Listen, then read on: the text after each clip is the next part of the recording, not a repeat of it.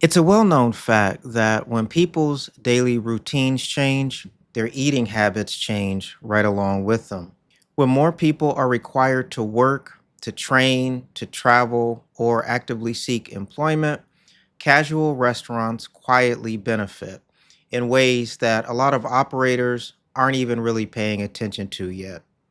In today's video, I want to talk about something a little bit different, and I want to break down why the new SNAP work benefits are likely to benefit casual restaurants, how they reshape daily meal decisions, and why these shifts matter so much for traffic, speed, and staffing over time. Let's get into the video. Okay, let's start off with the basics. The Trump administration instituted new work requirements that went into effect for people receiving governmental assistance for food, otherwise known as SNAP benefits. Now, the first and obvious immediate impact of these expanded work requirements is simple.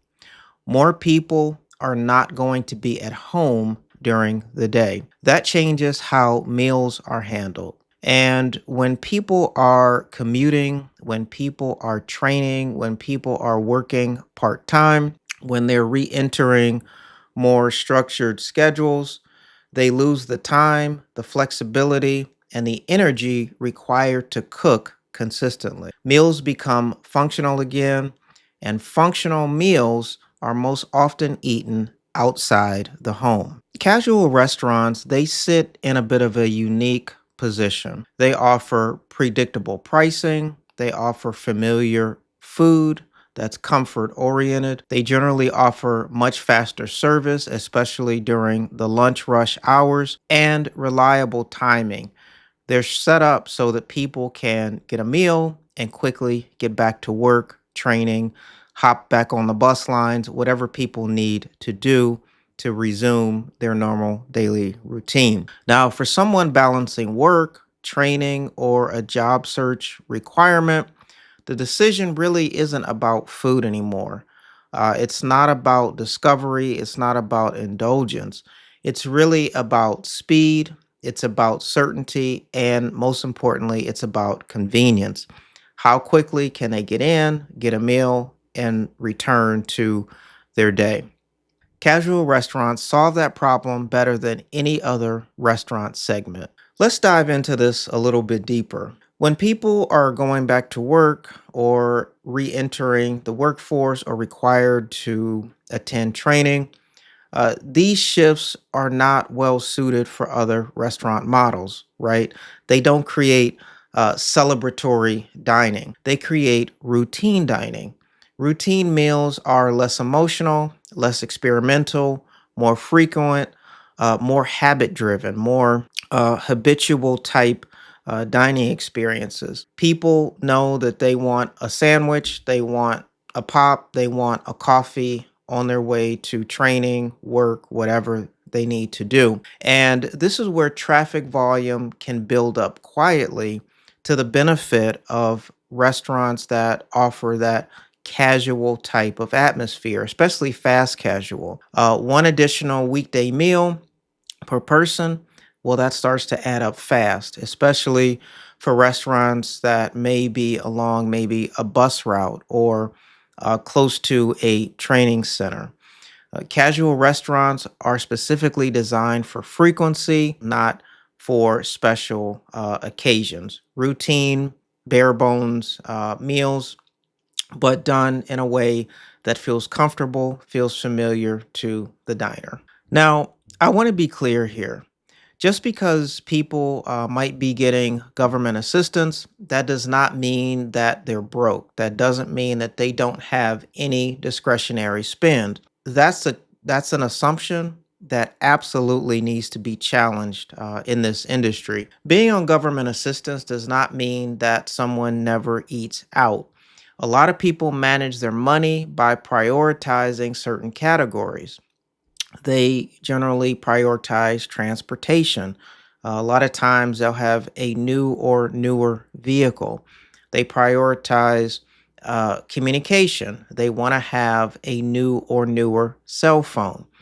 They prioritize clothing. They want to look nicer if they're required to be out more. They want convenience because their time, their schedules are going to be a lot more limited.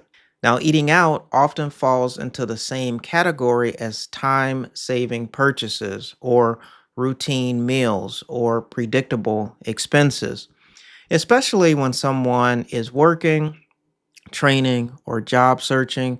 Eating out becomes a functional choice, not a frivolous luxury. Now, this isn't about excess spending, it's about how people allocate limited time and limited money in their budget. In restaurants that offer speed, clarity, and value, well, they fit perfectly into that reality for the diner.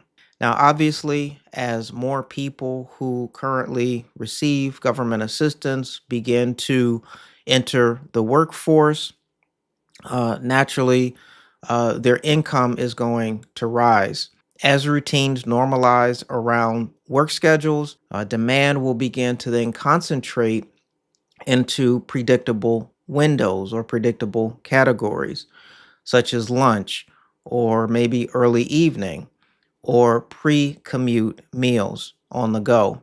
These are moments where people need food quickly, they want something filling, and they don't want to think too much about having to plan a meal. Restaurants that can deliver speed and clarity during these windows, they gain a real advantage. They will gain additional customers. Okay, so let's talk about the second major shift that these new SNAP work requirements will create for restaurants. And that is that more people are going to be looking for work. Now, expanded work requirements will change labor dynamics. When more people are required to actively seek employment, then the applicant pools widen, part time interest increases, and entry level availability for labor will improve. And restaurants have historically been a common re entry point into the workforce because they offer flexible schedules, they offer accessible roles. They offer immediate income. Even modest increases in applicant volume can ease or offset a lot of the staffing pressures that small restaurants have been facing recently. Now, this is an important point. It matters for independent restaurants. See, large chains, well, they can absorb labor volatility more easily. Independent restaurants cannot. For smaller operators, even small improvements in things like applicant flow, scheduling, stability, and coverage consistency, well, they can reduce stress and pressure on the owners. They can reduce service disruptions to dine in customers. And more importantly, they can reduce burnout for staff that has to pick up the slack due to staffing and labor shortages. Marginal labor improvements definitely create amplified operational relief. Now, it's important to remember that these benefits won't appear instantaneously, right? They're going to emerge gradually as these routines settle, as these new work requirements begin to be rolled out and enforced in different states, in different regions, and in different areas. And because of that, that's why the opportunity favors restaurants that are visible, that are consistent, that are operationally prepared for this additional bump in labor. Restaurants that rely on impulse traffic without clarity, without having a clear plan, well, they're going to miss it. So, what should restaurants focus on? Well, if these shifts continue, then casual restaurants should begin to prioritize speed of service, clear menu choices, predictable pricing, weekday visibility, and lunch and early evening readiness for these additional diners. And again, you don't need to start massively offering discounts. You just want to be prepared. You want to be well positioned to absorb this new traffic. So let's zoom out and take a look at the big picture. When more people are required to work, train, or even search for work as applicants, meals move outside of the home. Time becomes scarce, convenience wins, and routine replaces indulgence. Casual restaurants are built for exactly this type of environment. Restaurants don't benefit necessarily from policy, they benefit from changed behavior. And when daily routines shift, demand quietly follows. The restaurants that win aren't the ones that are reacting emotionally to change. They're the ones paying attention to how people actually live and the ones that are positioning themselves accordingly. It's important to remember that in the post pandemic economy, just having good food isn't good enough anymore. And if nobody walks in the front door of your restaurant, then nothing else matters. I'm Donovan Garrett.